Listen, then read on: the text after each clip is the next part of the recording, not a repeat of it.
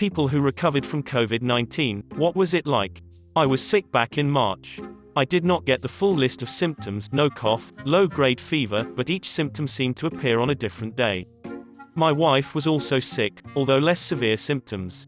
The odd part is that we went for tests and I tested positive and she was negative. Later, in a follow-up antibody test, I have antibodies and she did not.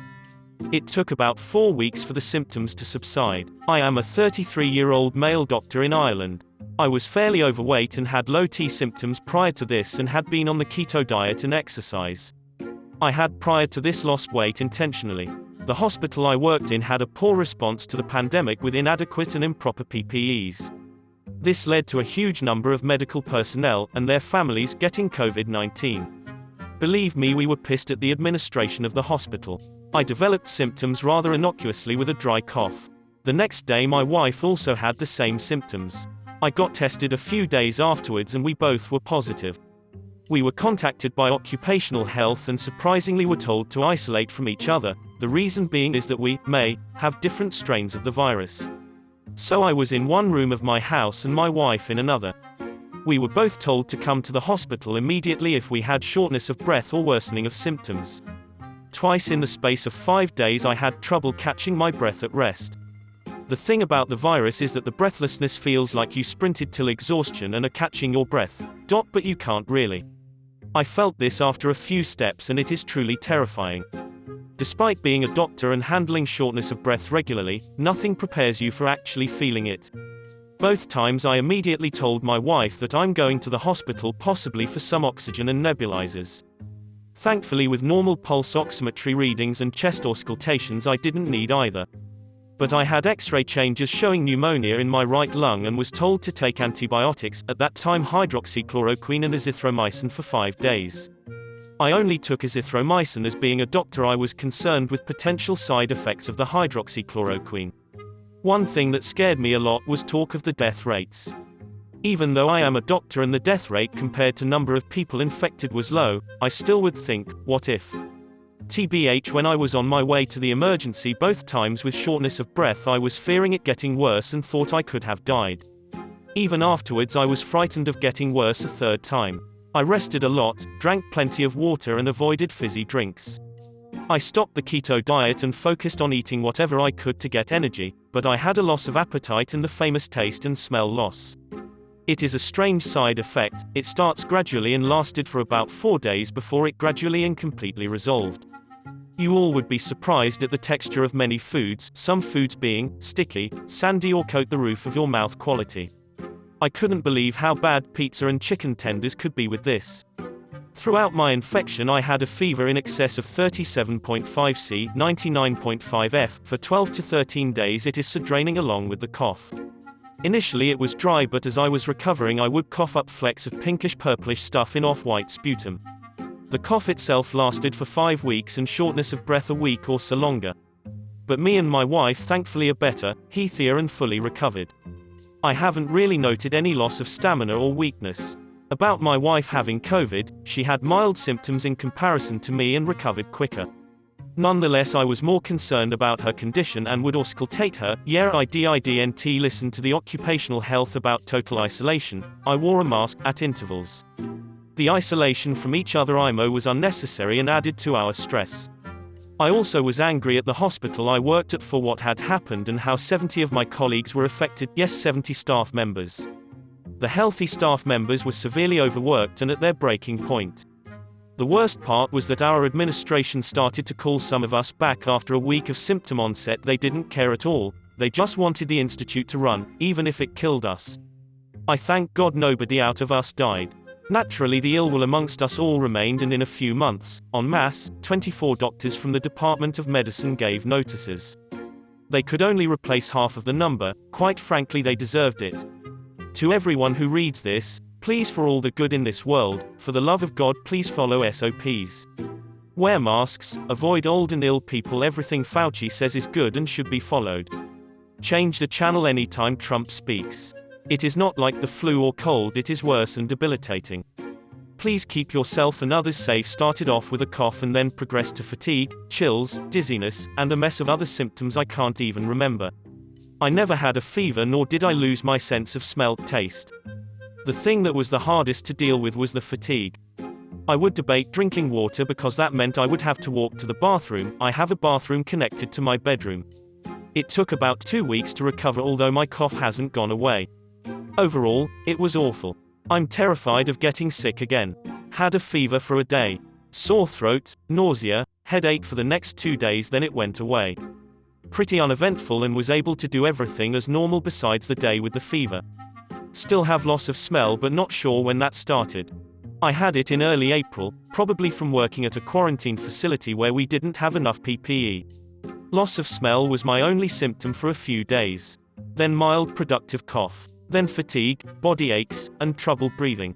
Never had a fever, indigestion, etc. The scariest part was at that point, no one knew how to manage it. My doctor had zero advice other than rest and fluids. Didn't know what meds to avoid, expected progression, nothing. My family and friends checked in a lot. They freaked out if I acted too sick, so I pretended my symptoms were much more mild than they were. I only shared my real symptoms with my partner and my doctor. In that regard, it was very lonely. Difficulty breathing lasted about 5 days, then started to get better. Fatigue was the last symptom to disappear. It lingered about 10 days after I'd tested negative. ETA, I'm 25. EMT, was working reduced hours when I got exposed. No pre-existing conditions. I tested positive 23rd of June. I'm still not back to work. I work in thermoforming, with a factory with no air conditioning. My doctor refuses to approve me to go back. I can't walk around for more than an hour without being sopping wet from sweat. Before COVID, I worked 12-hour shifts in some heavy heat. That building could get over 100 degrees easily. Started out with a cough, then got so much worse. Runny nose, high fever, coughing, mucus with blood. Felt like my chest was being caved in, and legs and arms felt so weak. Actually shit the bed a couple of times because I literally couldn't move. Became dehydrated, and vomited and passed out. Woke up at the hospital COVID ICU wing. The COVID had advanced to pneumonia. About 60 of right lung was filled with fluid pockets, left about 40. Loaded down with antibiotics and oxygen. Got released 3 days later, thankfully. My cough still had not stopped. It's gotten better, but I still have fits where I can't catch my breath. I now have to use an inhaler and Tessalon pearls. I can taste most things again, but majority of my smell is still gone. I have to go on Friday for a stress test. My heart isn't right. While I was at the hospital, my heart started to pause while I was sleeping or something like that. Can't work, running out of savings. If anyone knows any desk jobs in Charlotte, hook me up. I don't know if I'll actually be able to go back to work in my factory at all right now, and we need paychecks. Both me and my girlfriend had it. She got it first and then I got it like a couple of days later.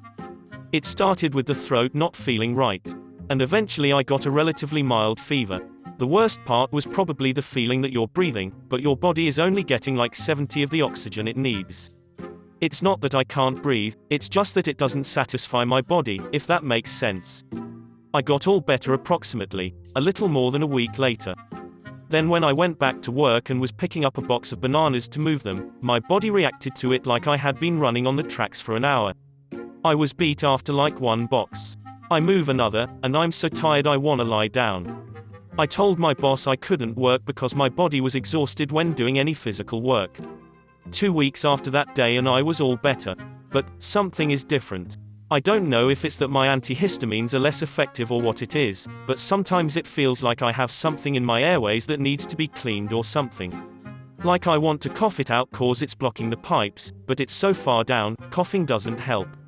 And also, I've had a brain fog every once in a while. More than usual. When it happens, it's like how you feel when the weed's worn off, but there's some of it in your body still.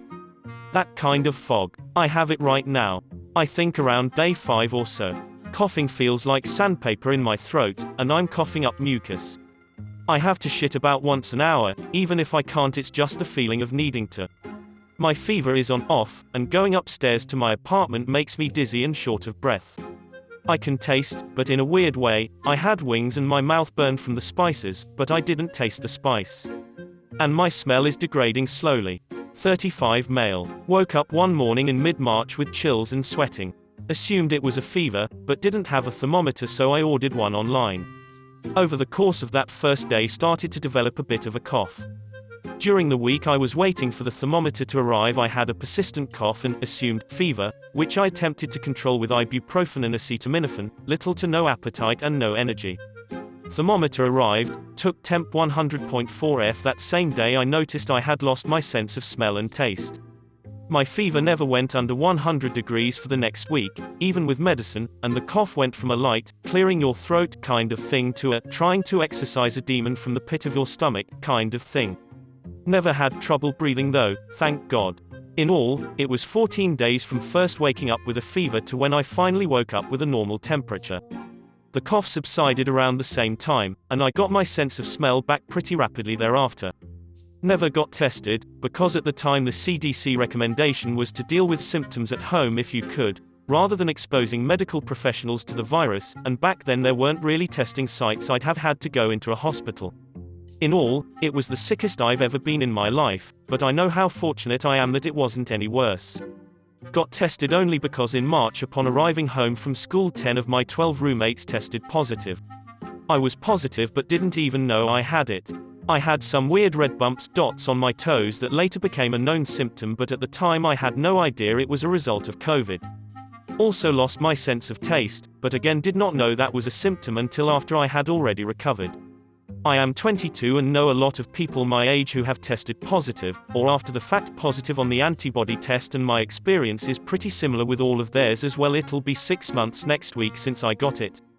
I still have trouble breathing, am exhausted constantly and have bad sleep hallucinations. I have a follow-up next month and am hoping they can tell me if I have permanent lung-brain damage so I know if this will never go away. Wish people realized how much damage it does, stop focusing just on the of people who die. I was only 38, thin and fit, plant-based no sugar diet, with no underlying issues, and it's completely changed my life. Instead of getting up to work out, I'm sleeping 10 to 12 hours a night, no more than 2 to 3 hours at a time due to the hallucinations, and napping during the day, and now addicted to coffee just to get through the day. Frankly, it barely helps.